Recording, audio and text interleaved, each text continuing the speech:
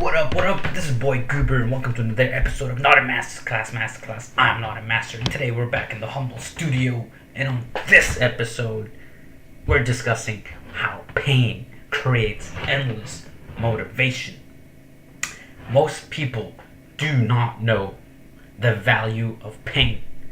And when I say this, it's like when I tell you how eating healthy is good for you, and logically you understand it and you know it's good for you, but you never actually commit to it fully, and you always need discipline. You need discipline to eat healthy. You know it's a good thing, you know all the benefits and how great it is, and you know you should do it, and you want to do it, and you do it a little bit, but you always feel like you need to spend willpower, and you have to apply discipline, and you need motivation to eat healthy. And that is a ridiculous concept, because what that means is you have not internalized or the value of eating healthy. You don't actually see the value in eating healthy. I'm just using this as an example. Let's say you just went to some health event, and right after the health event you go and want to eat at Jack in the Box for whatever, because you're like, everything else is closed. This is the nearest thing. I know it's not good for me, but I just need something to eat it right now. Let's just go, whatever. It's just once. And to me, that just means you do not see the value. You haven't seen the actual value in eating healthy. You know it's a good thing. You think it's a good thing. It's like this plus thing in your life. But you don't see the full value. Because if you actually did, if you've internalized it, you would not need discipline to go and eat healthy. I don't need discipline to eat healthy.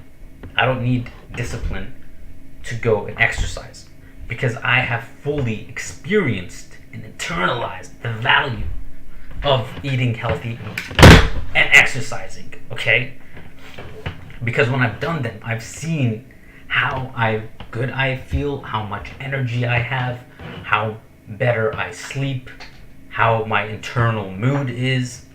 So in my mind, there is no other alternative. It's better. It's just a better thing. It's like, why would you choose the poop over the high quality food? It's just, it doesn't make sense. Like, here, you want poop or you want the prime piece of meat? What would you pick? You want the Big Mac that's $10, or you want the ribeye organic pasture-raised steak that's $10? They're both $10.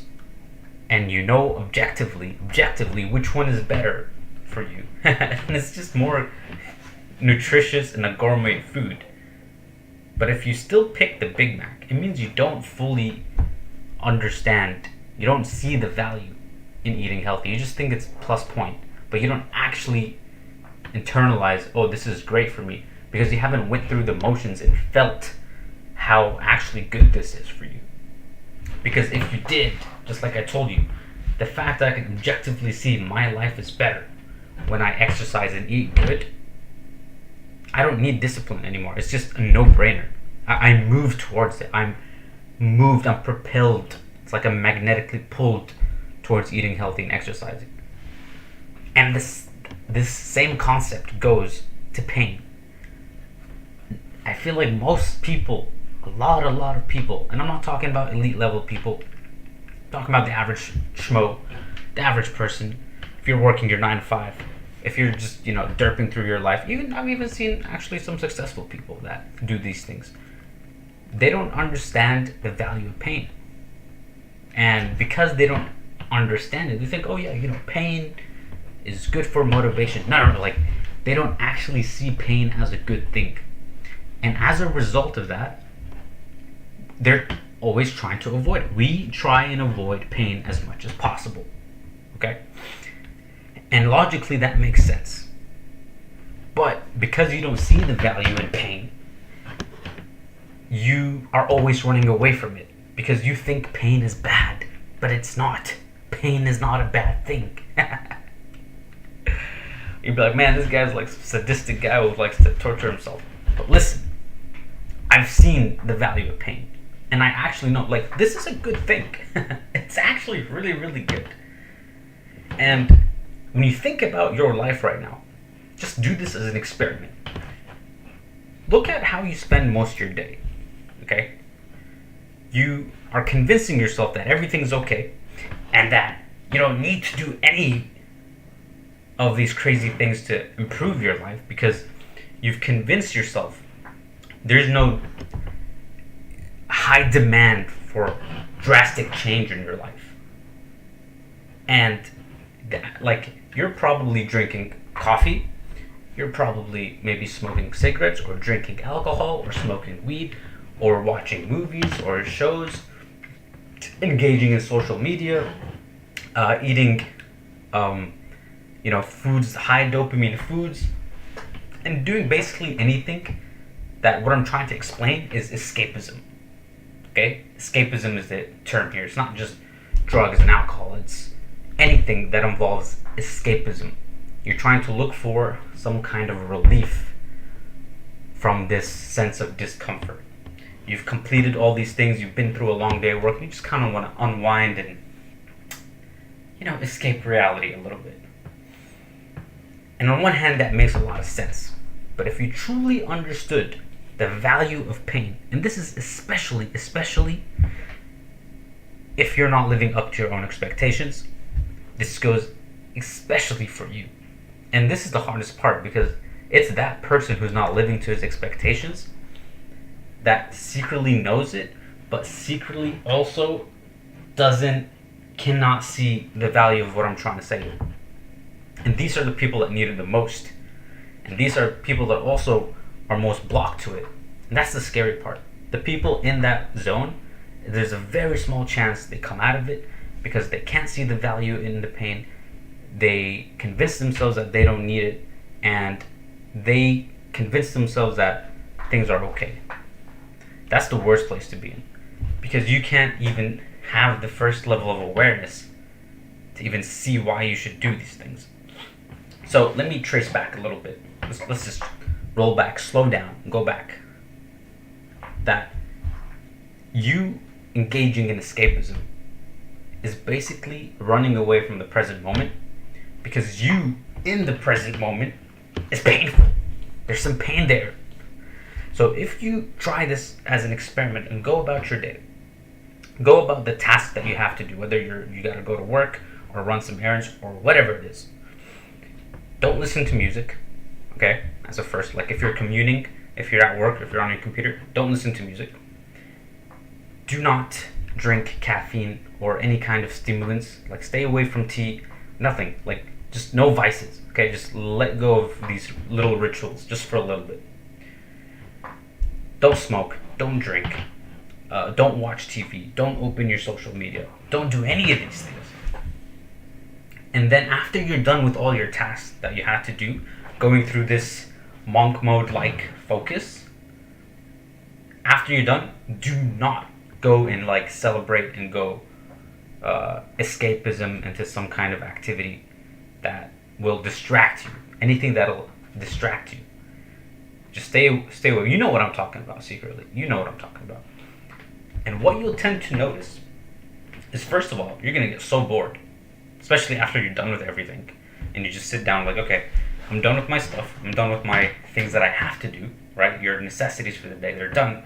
And now you basically got that free time. You're like, okay, what do I do now? And you're going to see yourself naturally pulled. Subconscious, like a subconscious reaction to go and procrastinate in some escapism or relief or recovery. But I would implore you is, in this moment is when you need the most full awareness to kind of stop and just sit. Just don't do anything. Just do anything. Don't do anything. And see what comes up. And most likely what you're going to see is you're going to get super bored, and then that boredom turns to agitation. You're going to get agitated. Like, what do I do now? Like, this is uncomfortable. And this discomfort that you're starting to feel is basically the recognition of the lack of fulfillment in your life, the lack of sense of purpose. You don't know what you're moving towards. You don't feel fulfilled in what you're doing. You know there's these things, this higher thing you need to be going after within yourself, higher purpose, and you're not going after it. You start to realize your life sucks. You're like, you start to hearing all this negative self-talk, and you're just like, hey, like it becomes in full force aware to you, like, wait a minute, what am I doing? What is my life? Why am I here on this planet? And what the fuck is going on? That's what you're gonna realize. And like everybody runs away from this. Okay, it's because it's painful, and we're taught to like just keep running and running and running and running. And I'm not talking about meditation here. I'm just saying, like, just think about it. Connecting to that pain of not knowing what your life should be, and recognizing you may not achieve all your dreams because of your current life situation, and really just connecting and waking up to this pain that we've been disassociating with our entire lives. We spend, especially in adulthood, most of our lives disassociating from this pain. We're numbing ourselves through escapism, through drugs and alcohol, through whatever. And this sounds crazy, right? Like, why should I feel my pain? Like, hey, the whole point is to numb it out, right? I mean, everyone's just trying to spend their whole life to feel happy, to numb that pain, instead of recognizing it's a good thing. Because what that pain is, it's a signal of something you need to fix. Imagine you got stabbed and there was no such thing as pain. You had no pain receptors. You're now bleeding to death, but you can't even recognize you need to do something about it because it's not painful. Just like, this is weird sticky red thing coming out of me, but I don't feel like I need to do anything because whatever. I mean, you're just like, oh, whatever. Like, well, why is this urgent? But if you felt the excruciating pain, you'd run to the hospital because you know you're dying. Same thing here. You don't even know how bad your life is because you're not connecting to that pain. You're disassociating with it. You see what I'm talking about? So this pain is a good thing. And I don't just mean that like, esoterically or motivationally. I mean, it is actually a good... When you sit and connect with the pain, you start to get mad. That boredom starts generating chemicals in your brain that creates creativity. Boredom is literally necessary to enter a creative flow. Because in that boredom, your brain goes through this other channel. I don't know the scientificness about it, I forgot. But it has to go through that 15 minutes of boredom before it starts generating ideas. But we don't let ourselves get bored because we're always distracting ourselves. We feel bored, oh, I gotta go do something. No, let yourself get bored. Watch the creativeness that comes out. Number 2 is you get agitated. You can't get present to the moment because of the agitation if you're trying to run away from that pain. But then when you feel that pain, it fuels you. You actually start realizing how messed up your life is, and you get mad about it. You get mad, and madness and anger actually generates energy in yourself that starts to give you the courage to go tackle those things you've been putting off. The anger gives you the courage and the energy because you're just like, you know what? Screw everything. I'm gonna go do this because I'm in pain and I'm angry. And I'm actually gonna go and change my life. I'm gonna stop all this derping around and I'm gonna go build that project I always talked about. I'm gonna go, get that raise I wanted. I'm gonna go do these things that internally I know I should be doing. I'm gonna go find my own purpose, and I'm gonna create a sense of fulfillment in my life if it's the last thing that I do. So the pain is the motivator. It's a signal of things you need to do. And sit and ask yourself, what do I need? What do I need? It's interesting what are the first things that are gonna pop in your head. What do you need? You know what you need. It's gonna come up. Don't distract yourself. Connect to your pain. Use that as a motivator. And then move towards pleasure. So a good example is when I was not in shape, the pain of me not being in shape, me like feeling so insecure and angry about my current physical state got me the anger and the energy to start exercising regularly and eating a lot, which is what changed my physique. I don't know if you can see. I've been at this for many years now. Got some good muscles going on. Camera's pretty sad, but point is, but as I'm in that anger phase, I also project into the future and imagine how good my life would be when I have that Greek god physique, when I have that financial freedom that I want, when I have the time independence. So I'm angry at my current situation because I don't have them, and that gives me the fuel and the courage to take action. But as I'm about to take action, I also look into the future and I imagine what my life would look like when I get all these things. And that creates a different momentum, because now I'm in the courage of taking action, and now I move towards the pleasure. I visualize the result, and it actually stimulates my ego, like, yeah, the money, yeah, the muscles, and I actually go towards those things, okay? And I move towards it.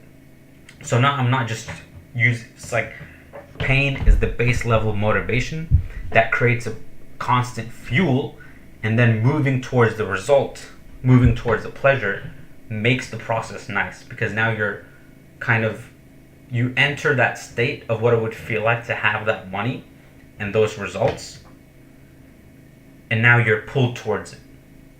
And in that process, you start getting tiny results. You see the true value, because now, because of that pain, you're taking action, you're seeing progress.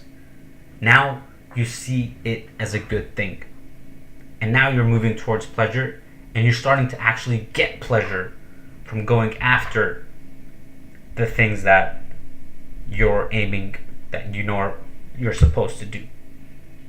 And it becomes this very nice wheel where you're moving from pain, anger, sense of fulfillment, and I don't know, I haven't reached the top yet. So that's the actual phases I see myself going through, and it causes real transformation and real growth, because you're no longer stepping in your own way.